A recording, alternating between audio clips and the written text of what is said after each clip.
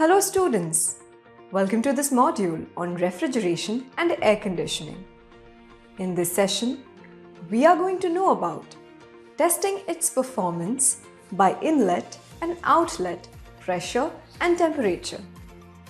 Testing commercial reciprocating compressor performance involves assessing inlet and outlet pressure and temperature.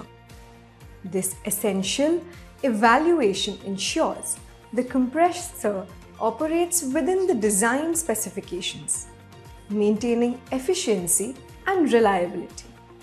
By systematically measuring these parameters, engineers gain insights into the compressor's stability, responsiveness to varying conditions, and adherence to industry standards. Objectives. The primary objective is to rigorously assess the performance of commercial reciprocating compressors through meticulous examination of inlet and outlet pressures. By scrutinizing temperature parameters, the aim is to ensure the compressors operate within designated thermal boundaries, guaranteeing long-term reliability. By the end of this exercise, you will be able to identify the water-cooled condenser, check differential water pressure, calculate differential water pressure, test the performance of water-cooled condenser. Let us now take a look at the tools, equipment and consumables needed to assess the performance of commercial reciprocating compressors through inlet and outlet pressure and temperature testing. A comprehensive toolkit is essential. Key tools include precision pressure gauges and temperature sensors, enabling accurate measurements during operation, digital thermometer, pressure gauge, water-cooled condenser, shell and tube in unit, Teflon tape, 3 mm thick rubber sheet as required, water regulating valve, pressure relief valve, gate valve, globe valve.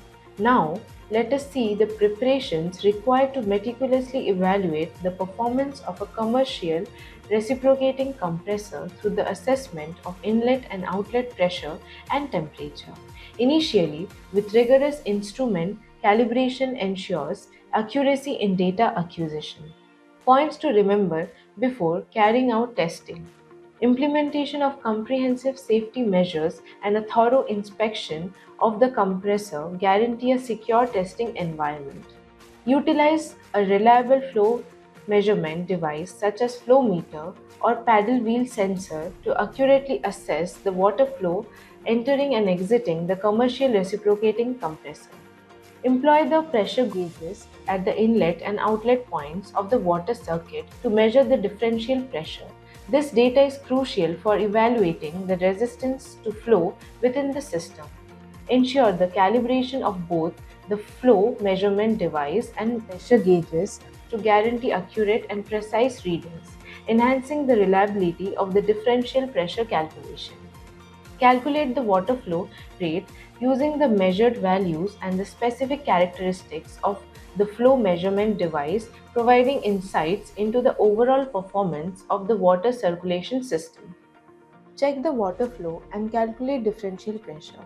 When checking water flow and calculating differential pressure in a condenser, it's important to ensure efficient operation and identify any potential issues. Here are the key points to remember before calculations.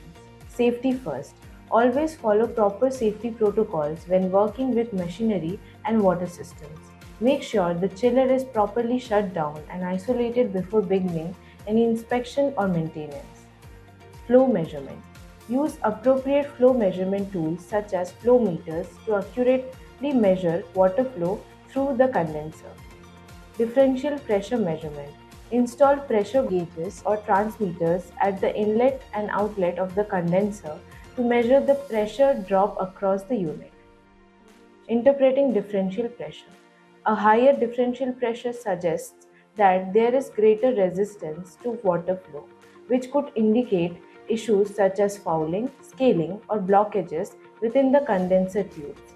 Lower than normal differential pressure may indicate insufficient water flow or a problem with the pump. Cleaning and maintenance.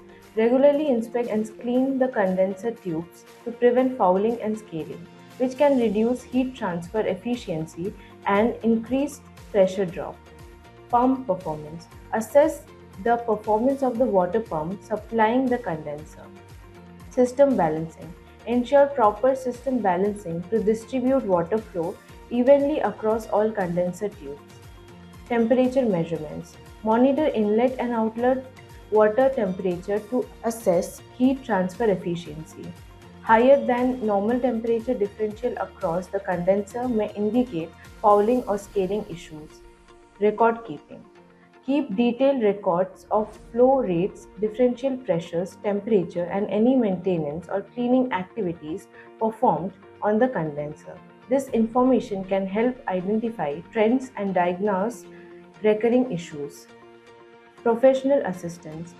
If you encounter persistent issues with water flow or differential pressure, consider consulting with a qualified HVAC technician or chiller specialist for further diagnosis and troubleshooting. Method to be adopted for calculations. Open water valves of inlet and outlet of the condenser. Check the condenser, inlet and outlet pressure gauge readings and record in the record sheet. Inlet pressure gauge reading is equal to 2 kg per square centimeter. Outlet pressure gauge reading is equal to 1 kg per square centimeter. Difference of pressure is equal to 1 kg. Reading is equal to 1 kg. Note: the difference should be 0.5 kg per square centimeter to 1 kg per square centimeter. That is, outlet pressure gauge should read 0.6 to 1 kg lower than the supply pressure gauge. Test the performance of water-cooled condenser. Preliminary procedure to be followed before testing. Testing the performance of a water-cooled condenser is crucial for ensuring efficient operation and identifying any potential issues. Here are the key points of the preliminary process. Review manufacturer specification. Understand the design and operational specification provided by the condenser manufacturer. This includes flow rates, pressure drop limits, temperature differentials, and other relevant parameters. Safety precautions. Make safety primary by ensuring that the chiller system is properly shut down, isolated, and depressurized before starting any testing procedure. Follow all safety protocols and use appropriate personal protective equipment.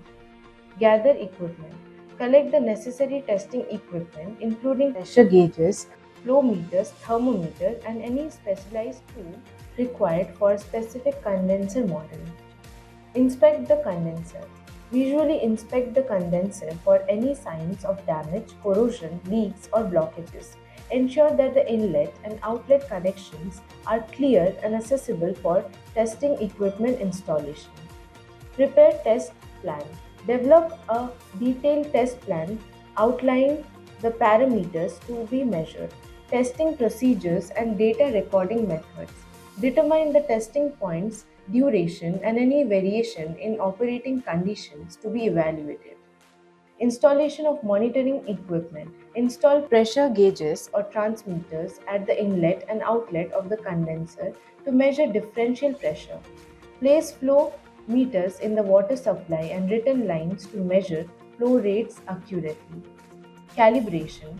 Calibration all testing equipment according to manufacturer specification to ensure accurate measurements.